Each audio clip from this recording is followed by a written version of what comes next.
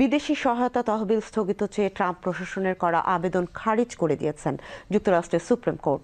গতকাল মার্কিন উচ্চ আদালত এই সংক্রান্ত রায় দেন। যদিও তাৎক্ষণিকভাবে অর্থ ছাড়ের সময় নিয়ে কিছু জানায়নি উচ্চ আদালত, তবে হোয়াইট হাউসকে নিম্ন আদালতে বিষয়টি নিয়ে আইনি লড়াই চালিয়ে যাওয়ার অনুমতি দিয়েছে। সিএনএন বলছে সুপ্রিম কোর্টের আদেশটি স্বাক্ষরবিহীন ছিল। 4 জন বিচারপতি আদেশে ভিন্ন মত পোষণ করেছেন। এছাড়া প্রধান বিচারপতি জন রবার্টস, অ্যামি কোনি ব্যারেট, এলেনা কাগান, সোনিয়া সোটোমায়ার এবং কেতানজি ব্রাউন জ্যাকসন সহ 5 বিচারপতি পক্ষে রায় দেন। এমন প্রেক্ষাপটে সুপ্রিম কোর্ট ট্রাম্পের আবেদন বাতিল করে দেয়। এদিকে যুক্তরাষ্ট্র অবৈধ অভিবাসীদের নিজ দেশে ফেরত পাঠাতে সামরিক বাহিনীর বিমান ব্যবহারের সিদ্ধান্ত স্থগিত করেছে।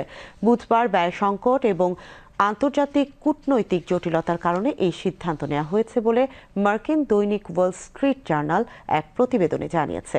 গত 20 জানুয়ারি প্রেসিডেন্ট ডোনাল্ড ট্রাম্পের নির্বাহী আদেশের পর নথিবিহীন অভিবাসীদের গ্রেফতার ও ফেরত পাঠানোর অভিযান শুরু হয়।